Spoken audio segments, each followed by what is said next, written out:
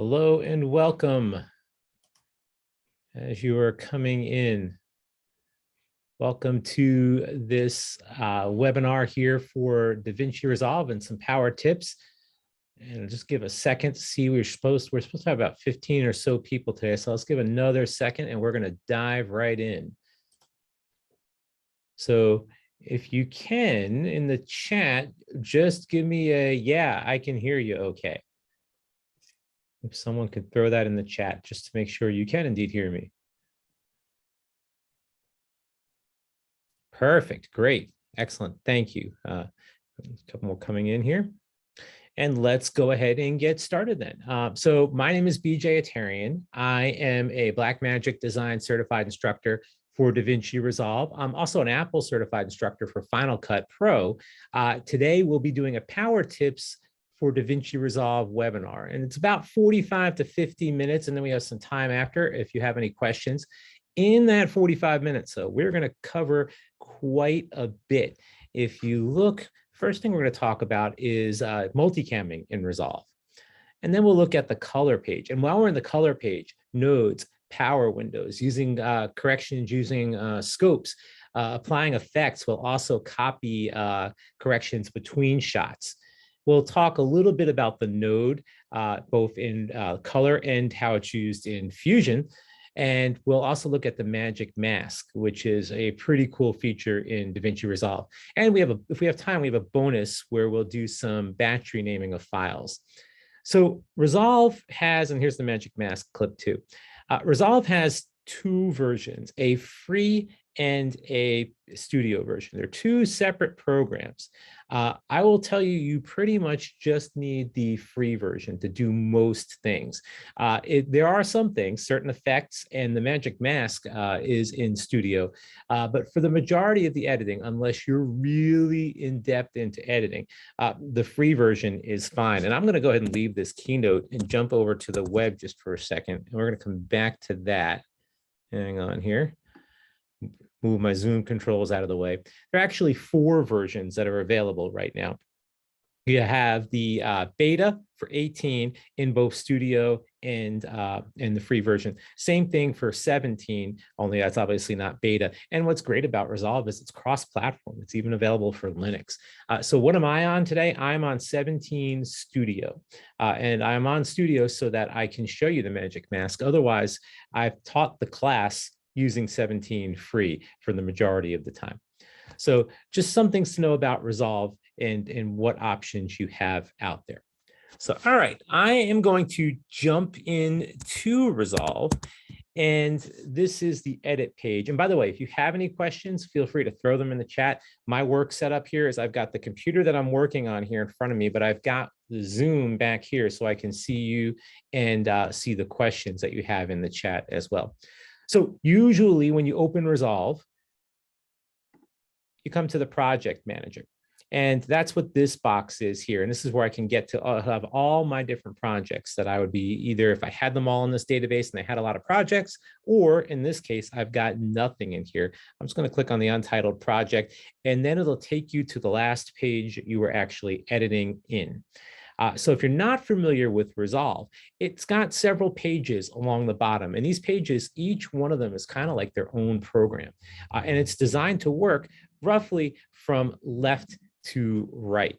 So if you look along the bottom, the media page, that's this page here. This is where I'm going to go ahead and ingest all my media, bring it into Resolve, do some metadata, enter some metadata, do some organizations.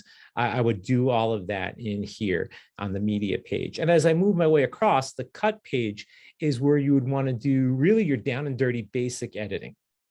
So if I have something that I need to get in and get out really quickly, well, this cut page is built for speed. That's how it's used. Going to move some more Zoom settings out of the way. And then after that, if you need to refine your edit, you go to the traditional edit page here in Resolve. And this is where we're going to be for part of our editing here today. And we do all our basic, more in-depth editing that we would do here. We can apply certain effects here. We can apply text. We can go ahead and get really granular with the editing. And as you move your way across, this is Fusion. So if you are not familiar with what Fusion is, If you are familiar with Adobe's After Effects or Apple's Motion, it is your motion compositing graphics program, but it's built right into Resolve.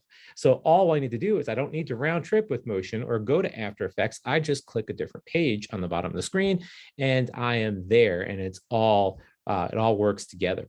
And as we go across the bottom, what Resolve is known for, and the color page. Pretty much, if you see something on TV or in a movie, there's a great chance it came through this page.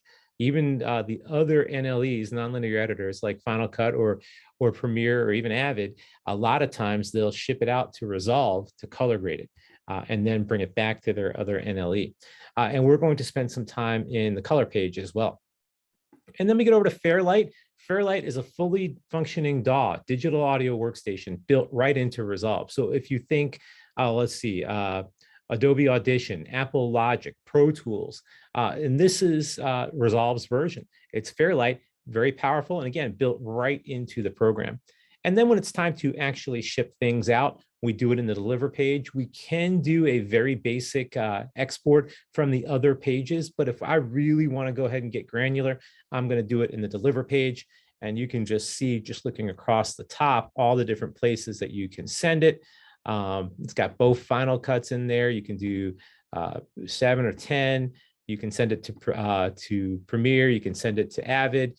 You can do an audio only export. You can do a Pro Tools export, and you do all of that here in the deliver page. But for today, let's go ahead and jump back over to the media page. And the media page is where I'm going to import my footage, like I said. And there are several ways I can import the footage. I could go to File, Import Media. You see the keyboard shortcut there, Command-I, or I can just drag and drop files in here. So I'm going to go ahead and I'm going to go to my desktop. And I have our information here, and I've got 3 folders. The one I'm interested in first is this multicam folder. I'm going to select all of these clips and open. When I do that, a few things happen. First of all, they all show up down here in my media pool. What are these clips? They are the clips of a group called Jitterbug Riot.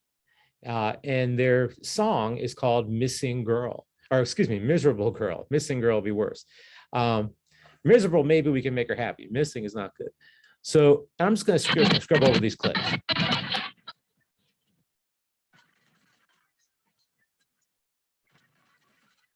So what they are is several different angles of the same scene, and all recorded with various different audio. I also have a clean audio track that I brought in as well. So that's what we have here. And what I'm going to do now is, just so we can set up that bonus feature later, I am going to go ahead. Nope, hold that thought. We'll come back to the bonus feature. I'm going to go over to the edit page. And one thing that you do a lot of in Resolve is that you reset the workspace to make sure that you are back to your, if you ever get lost, back to the original default workspace. You do that here in the workspace menu. Reset UI layout. Now, nothing really changed in mine because I just did that. But if I were to have done, let's just drag some things around. Maybe I brought these bins up, and maybe I was in list view, out like this. And I wanted to get back to the basic setup. Reset UI, boom, I'm back. And that's for each page. So now that I am there, I also want to do a little bit of organization. So there's several clips here of the band performing, each with varying audio, recorded with the camera microphones. We don't have a timeline yet, but we're going to have that in a minute. So what I'm going to do is I'm just going to group all of these clips in a different bin.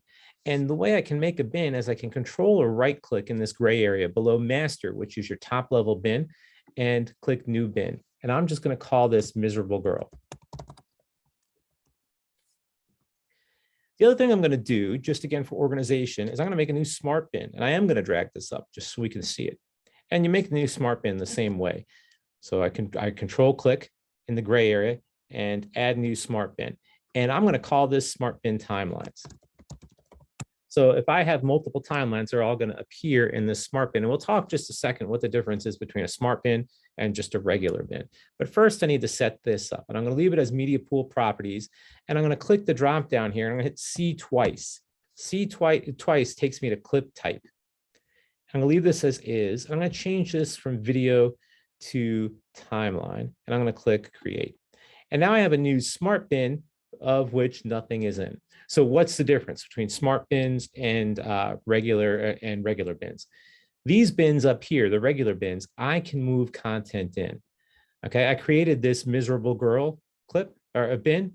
Well, I can select all of these clips, and I'm going to just unselect the actual bin, and I can drag them into miserable girl. And when I do that, I still see them here in the master. Oh, I didn't drag them. Hang on. Try that again.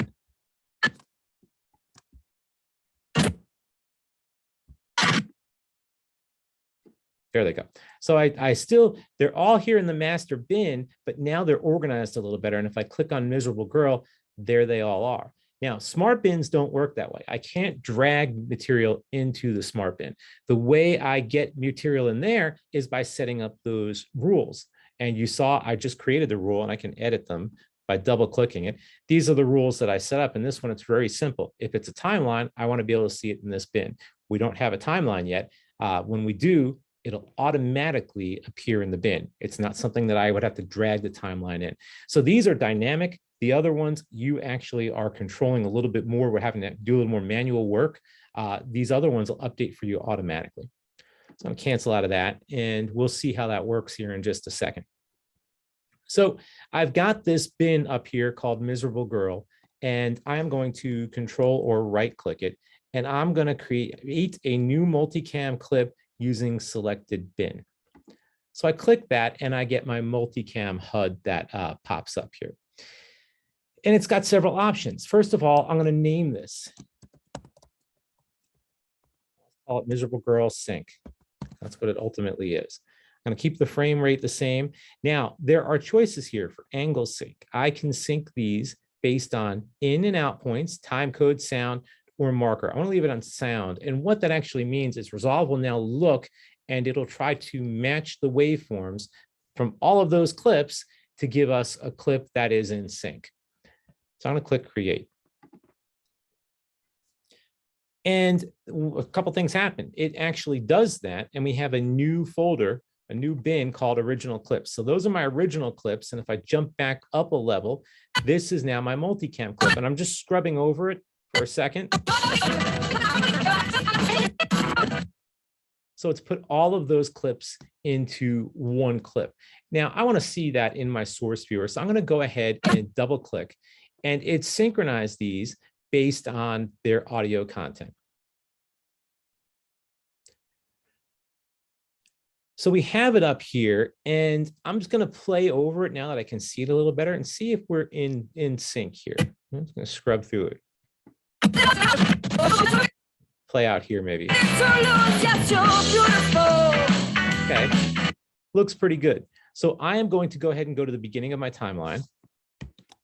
I hit Command. By the way, I am on a Mac, so I hit FN left arrow. That'll jump me back to the beginning of the clip or the beginning of my timeline. If I did FN right arrow, it did the same thing going to the end. So if I notice here that really there's only one clip that is not displaying black. And the reason that is because they started recording on the cameras at all different times. So if I were to just hit the space bar to play this, it's playing. I can see it's playing, and I see these other cameras are slowly coming up online. So what I'm going to do here is I am going to go ahead and mark an endpoint right before they start playing music. So I'll just listen to it here for a second. There we are. So I'm going to hit K to stop, and I'm going to use my J, K, and L keys to get to the exact frame I want.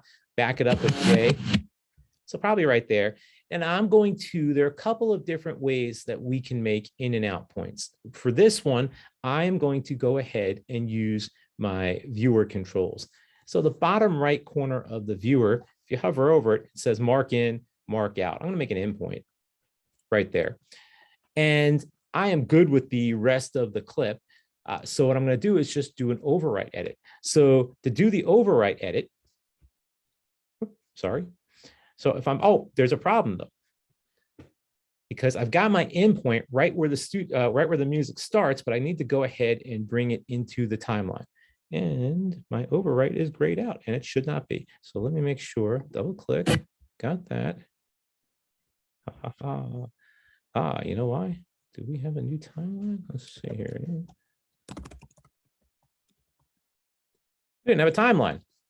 I missed that part.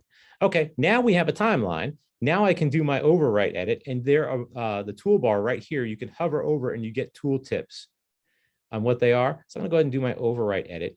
And now that we have a timeline, I can also click in my timeline smart bin, and there is my timeline. So yeah, I forgot to make the timeline as we're going through this.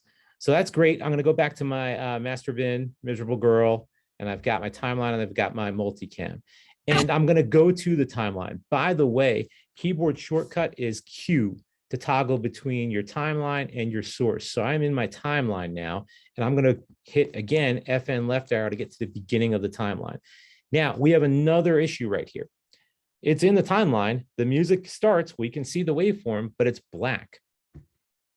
And the reason why it's black is because the active angle in our multicam is angle 1. And we can tell that because it's in the red box. And angle 1 is just my audio track. So let's go ahead and actually enable multicam mode in the source viewer. And we do that with our controls right here. And when we do that, the transport controls that are underneath the viewer now become multicam controls. So we'll go over what these mean here in just a second. But in the timeline, I want to go ahead and switch that active angle. And I can do that by just right-clicking on it. Click on it. There we go. There we are. And so now I have some other options here. And what I'm looking for is switch multicam angle. And I'll just make this angle 2. And that would work the same thing for video if we wanted, or for audio if we wanted to do that as well. But these multicam controls now, I talked about switching over to them now. They give us 3 different options. And if you hover over it, you'll see what each one of these are. Well, it should show you what they are, but it's not showing. This first one is video only. Makes kind of sense. It's got a film strip. And what that means is when I click through my multicam, I am just switching the video angles. The middle one is video and audio. So if that is our film strip, then obviously our audio note, and they're together. So when we click through here, which is what I am doing right now, I'd be changing both the audio and the video every time I switched angles. So then obviously the last one is audio only. Now we have good audio down here. So I'm just going to switch to video. And this is where the fun part becomes. All I need to do is to play this. And as it's playing, I'm just going to click the angle I want. So I'll do this for a few seconds here and we'll look at it. So I'm going to hit play.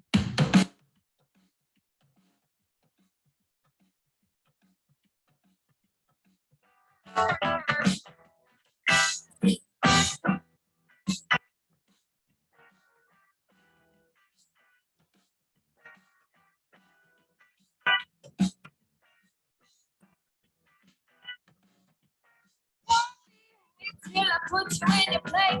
You can't smile with that frown on your face, but you look so fine. I need to get you in line. You say you look good. And I'll stop it there. So now if I play that back, I'll just play a few seconds of this here.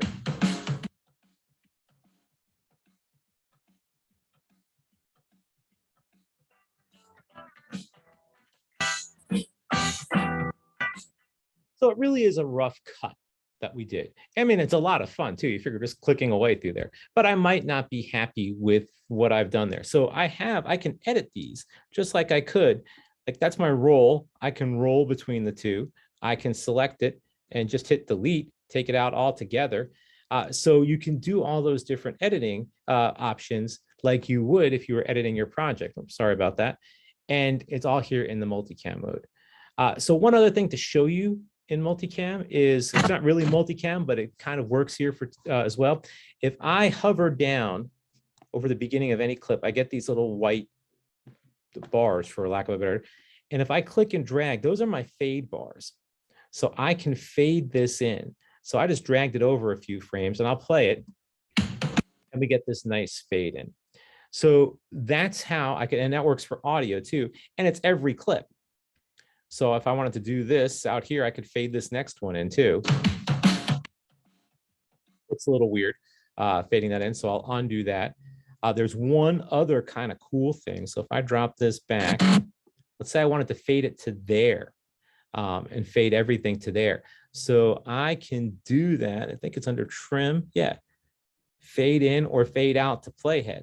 I do that, it fades that clip into where the playhead location is and the audio. It's a nice long fade. So that's kind of multicam in a nutshell there in Resolve. So, all right, let's move on and let's get into the meat of it, the color page in Resolve. So like I said earlier, Resolve's kind of the industry standard for color. We're going to open a project and do a few things in color. So again, everything lives in that project manager. So I'm going to go down to the project manager and I'm going to create a new project. It's going to ask me if I want to save the old one. Sure, I'll save this as multicam. And the new project I am going to call color. And I'm going to bring in some clips here. Now, earlier we did this. We did this file import.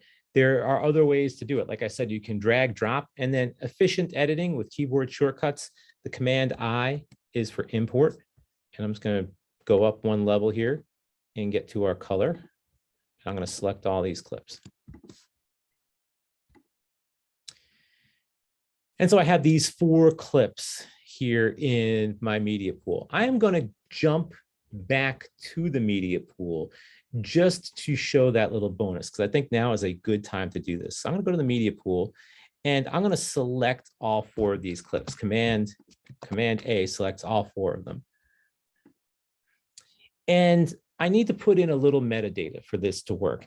Metadata lives in the media pool page over here, and there are just amazing amounts of fields that you can put in. These are the groupings, not the fields. So if I click on one, that groups all the potential metadata I could put in there, or it could come in from the camera.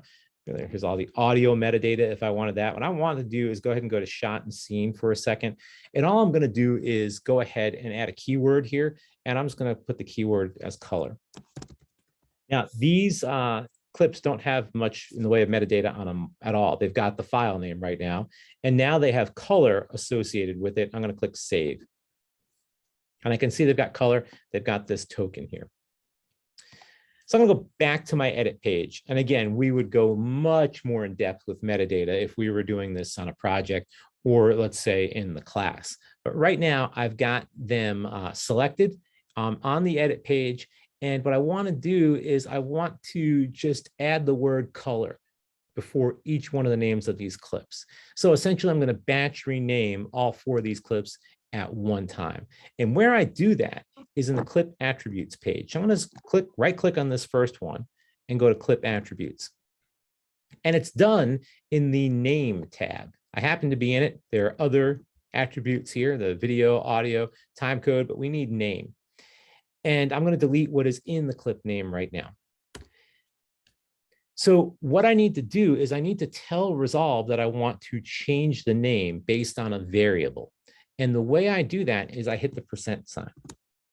And when I hit the % sign, it obviously puts a % in the field and also brings up all of these lists of variables. And there are a lot of different variables. So variables are references to the metadata that is assigned to the clip. So it could be scene, take, shot number. For us, it's going to be keyword because we just put it in there. And they're called variables because they're not the same for each clip. So if the information is present, we can batch rename the clips. So I've got the percentage in there. I'm going to type in key, and it brings me up the ones that start with key. And the one I want is keywords. Now it's important I put a space in there because I'm going to put something else after that. So I got that same little token plus a space, and I'm going to go ahead and add one more thing. So I'm going to type the % sign again, and then I'm going to type file. And we'll just use file name. So my clips, in theory, all should rename based on keyword and then the file name. So I'm going to click OK. And when I do that, that's exactly what happens. It changes to color, space, because we put that space in there, and the file name. Now, this is a lot easier to see in list view. So I'll click over in list view, and then I'll open this up. Okay, and there's other metadata out over there too that we don't need to worry about. Right now, we can see they've all been renamed, and then they have their file name. They've all got that keyword of color before it. So again, much more powerful if we had a lot of metadata, but that is a quick way to rename multiple clips at one time. So, and it's all pulled from the metadata. If there was no metadata on the clip, it wouldn't work. Now, one important thing, it doesn't change the names of the media files, just the clip names. And that's important in Resolve too. And we could have talked about that back on the media page. Resolve doesn't actually copy the clips into Resolve. It references those clips. So if you move the clips, you're going to break your linkage. You'd have to relink the clips. With 17, let me just jump back over. It's not going to show it to me now because, hang on, let me go back over. Oh, I'm going to do it. Go down and reset my workspace. You would have a little, in fact, you can kind of see it grayed out there, this little paper clip. If my files were not linked properly and they were all offline, this is where I would go to relink the media. And you saw the tooltip there. It would also be red at that point. But that's fine. So we went ahead and we renamed our clips. So I'm going to look at these clips just by scrubbing over. So bicyclists in the mountains. That's pretty cool. Girl playing in her room. Here she is again. And here she is a third time. So it looks like these three clips are all shot with the same camera at the same time, possibly. I'm going to go ahead and double click this first clip. I like this biker, but I don't want to use this whole clip. So I'm going to hit the space bar to play this. I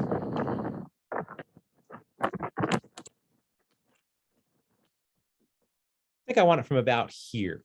So I'm going to make another in and out point. Now, we've done this a couple different ways so far. We've done at least one way. We've used these viewer controls down here.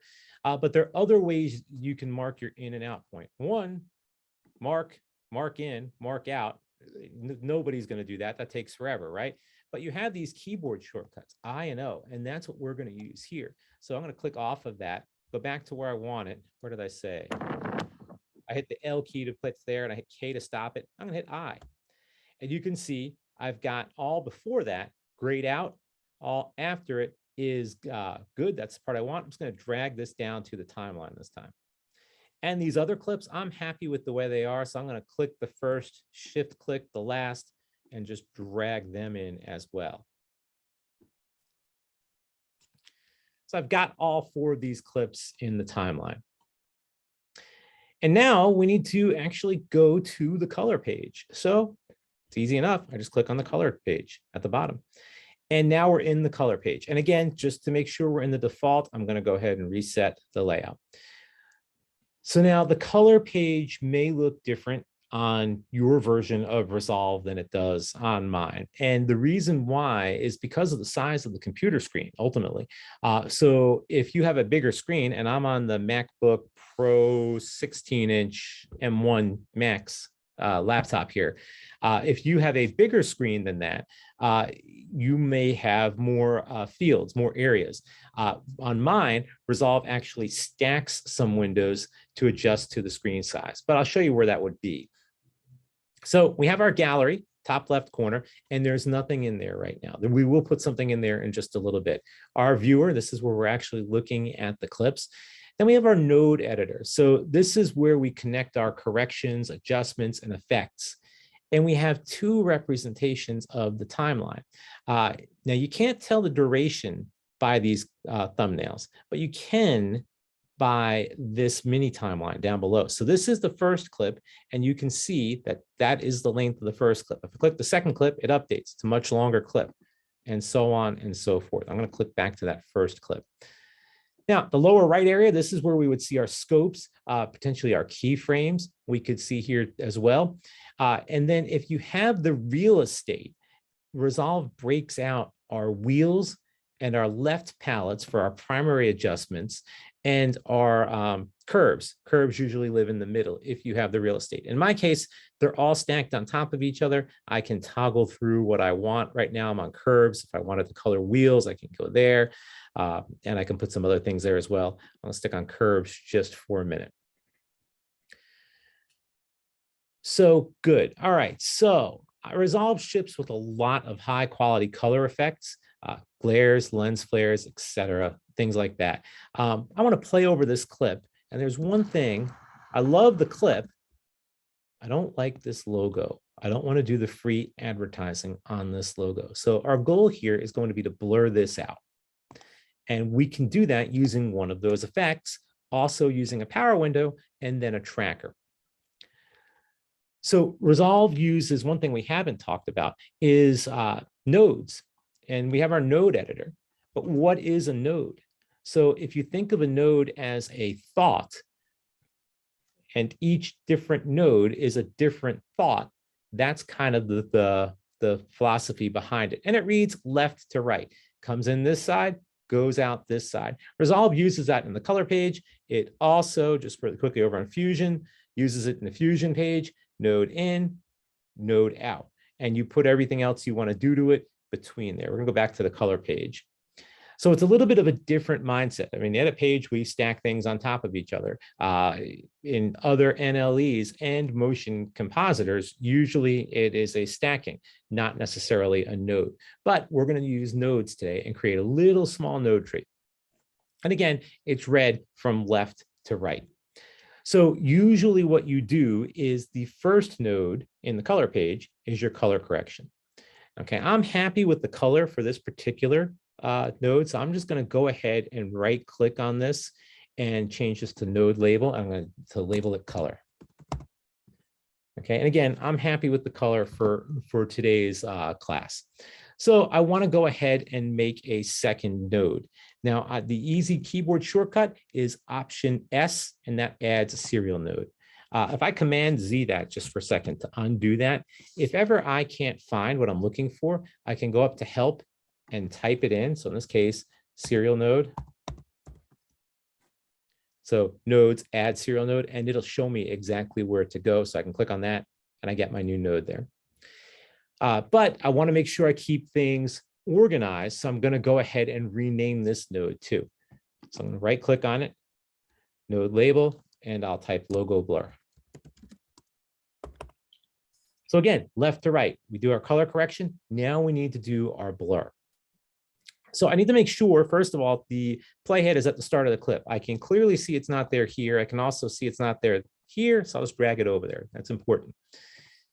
And now what we're going to do is add a power window. So power windows live in this toolbar and they live right here. And you hover over it, you see the window tab. Now, what are power windows? They're essentially masks. So you can do all these different shapes, square, circle, line, you can draw your own. I'm going to do the circle one. And the way I actually turn it on and to get it on there is just click it. And now I have these on-screen controls. And what I want to do is I can manipulate these controls to make this smaller. And I can move them on the screen to cover up that logo. Now, nothing really happened yet. But if you look over here in my node, all of a sudden, the rest of the node, with the exception of this little dot right here in the middle, it's all grayed out because that's the area that we are going to work on. So you think of it like a mask. That's kind of what we're doing here. So I've got the shape, and I've got the shape, the logo covered.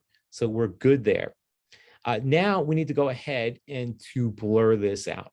And like I said, Resolve comes with a ton of different effects, including third-party effects. I don't have any third-party effects on here, but they all live right here. And again, moving zoom out of the way in the effects. Now I'll move it back. Here, put it up there somewhere. And the one that I am looking for here is called the mosaic blur, which is right here. And I want to apply this mosaic blur onto that power window node. And I do that, now you can see what happened here. Look, it's blurred out.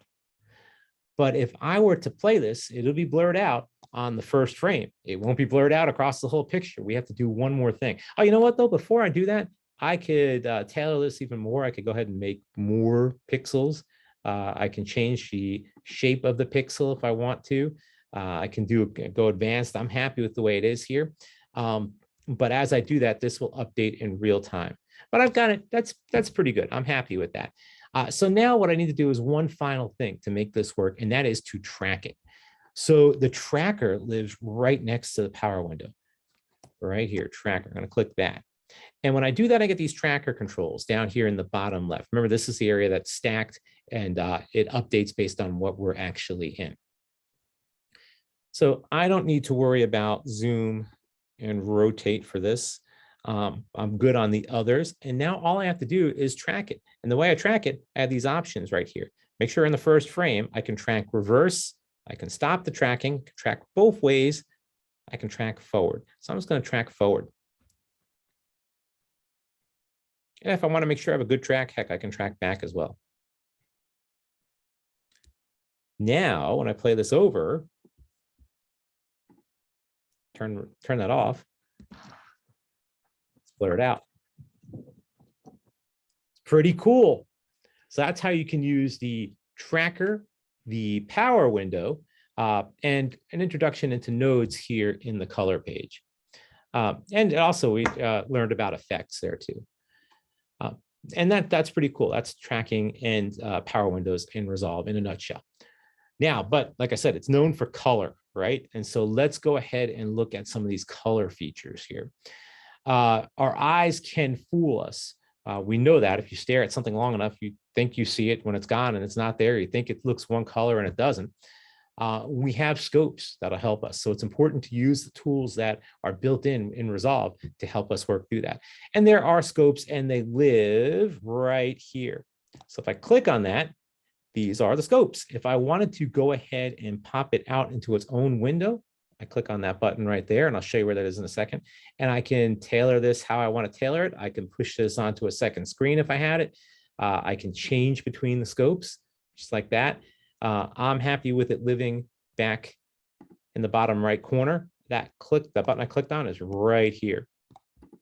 Pop it out. But I'm happy, like I said, over there for real estate.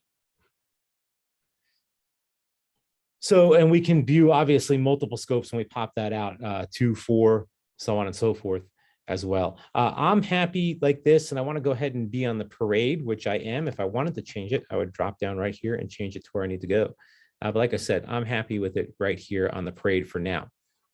Now, what is the parade? The RGB. Okay, so this essentially is a graphical representation of the picture. It also is read left to right in red, green, and blue channels. Now, there are a couple important things here, and this is all Rec 709 footage. 0 is absolute black. 1023 is absolute white.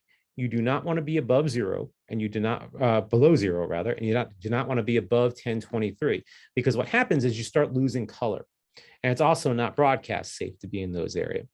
And we'll get a little bit more into that. You want to keep your trace, which is what this is called, between those two numbers on 709 footage. So, and again, it will cause clipping if you go out. So I'm going to switch over to waveform here. This is one I spend a lot of my time in. So what does waveform represent? Well, it represents the brightness of the image. And we're going to adjust the contrast of the images using the color wheels, and then we'll do it again with the curves, and we'll work our way through it. Again, between 0 and 1023, if it's compressed, there's not a ton of contrast or brightness of the image. I'm going to click on this third clip, and you can see it's kind of compressed. We don't have much up here, and we don't have much down here, and it looks kind of flat over here, right? I'm going to go ahead and get some more real estate back. So just like before, I can close out the tab. So I'll just go to Reset UI. So we have it a little bit bigger, and then I will switch back over to Probably would have been better to close out the tabs there, but that's all right. Okay, and I'm on this other clip. I double clicked it to make sure that it showed up. And I should not be seeing that node. So why am I seeing that node? There we go. Okay, that was weird. I need a new node.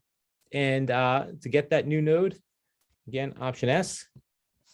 And I'm going to relabel this node correction.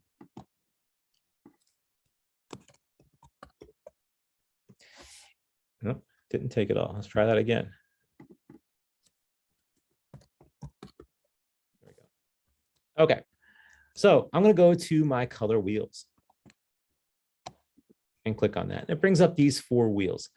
So these 4 wheels represent, well, it's labeled lift, gamma, gain. That roughly equates to shadows, midtones, highlights. This last one over here, the offset, is the overall. You can make a global adjustment if you wanted to.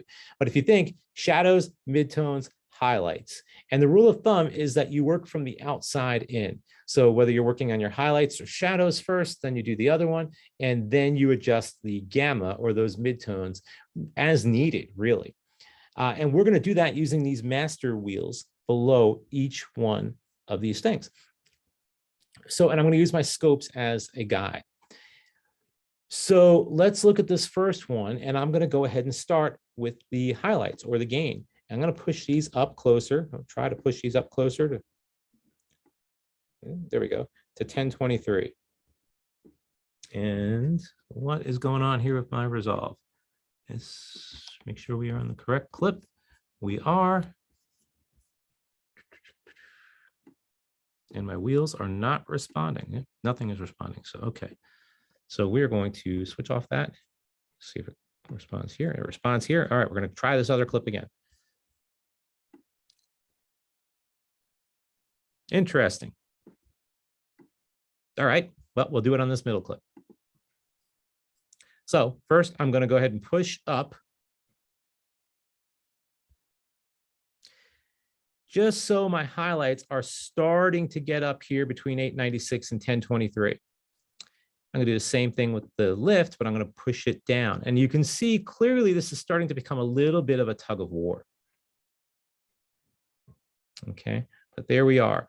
So by that, I brought my shadows down, brought my highlights up. And if I wanted to, I can adjust the midtones to my liking. Maybe I want to bring them up a little bit. As I start pushing them up, notice though that my shadows are coming with it. So I got to bring them back down. So again, that tug of war.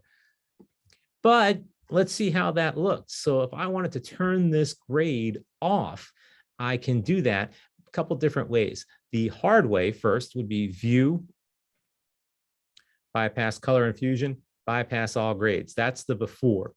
The easy way is the keyboard shortcut, which is Shift D.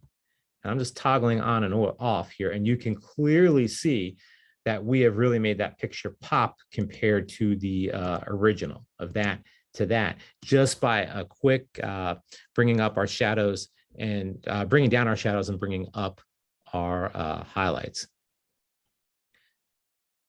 So, but I did say earlier, what happens if I push those highlights way up? I'll just do it here. Or bring the shadows way down. It's not showing me more white. You're actually losing definition in there. And you can see that where the white is just gone. So obviously, if you were sending this out for broadcast, they would send it back.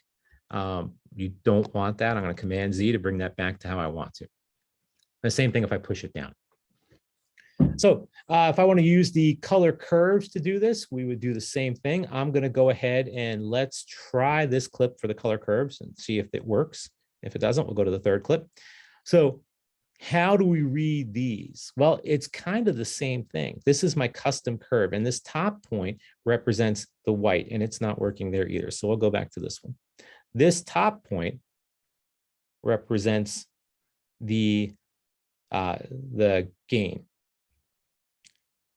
And if I drag it to the left, I'm bringing it up. If I drag it down, I am pushing it down. So I'm going to bring that up. The bottom point is your shadows. So I'll drag this. If I drag it, I'll go the wrong way first. I'm lifting it up, pushing it all high. I'll drag it down. So it's something like that. So that's great. We have our lift and our gain, but what about our gamma or our midtones? The way you do that is you add control points along this line. And you do that just by clicking on it. So I add 2 control points here. And let's say I want to bring this up a little higher, those higher midtones, and the lower midtones I want to push down. So you see we can get pretty granular here. You also may have heard the term S-curve. Well, there you go. It's starting to look more like an S. Now, if I wanted to snap one of these points back to our main line, if I were to go ahead and option click on it, I see my main line and I can snap it to the place there as well. I'm going to Command Z to undo that. And if I want to get rid of the point altogether, I can Control click on it and it deletes it. So I'll put it back in there and I'll bring it back up just a little bit. So good. So we have 2 grades done, and we have this clip that's giving us problems. We're going to try to fix that clip that's giving us problems here. And let's say I have a nice grade and I want to apply it to other shots in my timeline. These 3 clips we already discussed, they look like they were shot at the same time. There are a couple of ways we can do it. So if I select this last clip, let's see if we can bully this to cooperate with us here. I'm going to go up to color and apply grade from 2 clips prior. Aha, okay, it worked. Now, if there were no corrections done on this clip from 2 clips prior, then I would have removed all the corrections on this clip as well. I know we have a color grade on there because I've got this rainbow around the number. So all of these clips have a color grade. Now I could also do it from 1 clip prior if I want to do it as well. So if I would color, apply from 1 clip prior, it now applies it from the clip right before. So that's one way to do it. Now there's another way to do this. If I select this middle clip and I go to my viewer and I Control or right click and click grab still. Well, now we get into this area that we really haven't talked about, this gallery. The gallery is where you can save all your reference still images with the grade that is on that shot. So if I wanted to, again, keep organized, I would right click on this and I would change labels. And I can call this contrast. Sorry. One more time. There we go. And then if I wanted to apply that, I would click on whatever clip I wanted to apply that to. Let's say it's this first one, and I Control click and I apply grade. And now it's been applied to this first clip. That's good, but there's one more thing that we can do that makes this even more powerful before we wrap it up. This is for this particular project. What if I wanted to use this grade across all of the projects that I have in this database? I can do that with a power window, or excuse me, power grade. And that lives right here. Now I need to take this and put it in the power grade. And when I do it, it's out of here, but it is in my power grade. But now that is available across all of the different projects that I have in this database, if I wanted to do that. All right, the price of admission. This is it right here. Okay, it's called the Magic Mask, and it's only available in the studio version of Resolve. Now, what does the Magic Mask do?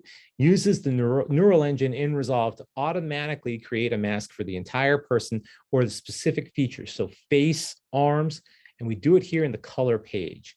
So I'm going to go to the edit page real quick, and I'm just going to make a new timeline by hitting Command N, and I'll call this Magic Mask. And I'm going to import my Magic Mask footage, Command I, Resolve Webinar, Magic Mask, and I will throw this in the timeline. And this is just a woman dancing on up here. Great. I'm going to go back to the color page. And we have this area right next to the tracker in the studio version, Magic Mask. I click on it. And I now have all of these different options that I can mask by. So if I click on features, all these different things, I'm going to click entire person because that's what I want to mask. I want to mask her out and then change the color. So I want to make sure I'm at the beginning of the clip to make this work best. And I'm in Magic Mask, and to begin tracking her, all I need to do is just draw a line on her. So I draw a line right down there like that. And to track it,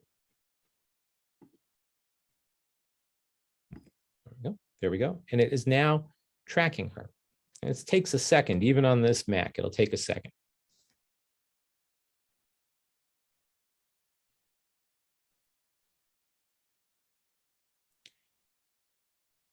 Okay, so it has tracked what it thinks is where she is. Now, if you see, I can invert that mask. I can also toggle an overlay. Now, the only problem with this overlay is it is also red. So I'm going to toggle it on and off, and you can kind of see. Great. So I'm going to turn it off, and I'm going to go to my color wheels. And let's just say I want to change the hue.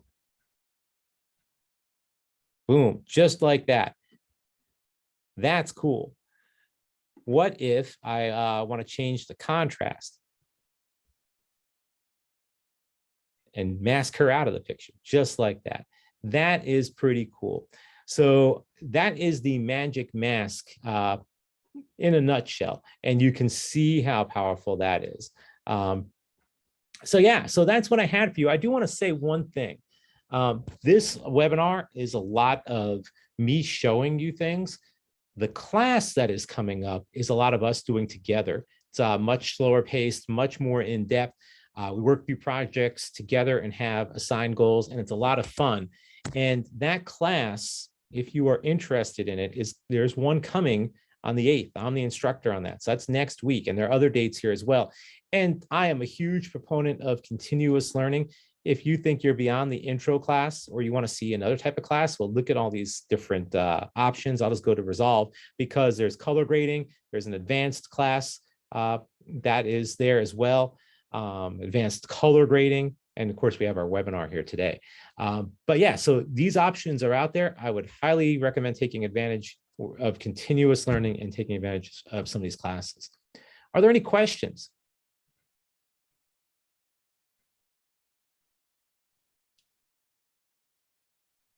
If there are no questions, I don't have anything else for you. I would like to say thank you for coming. I hope you enjoyed this. And like I said, keep on learning.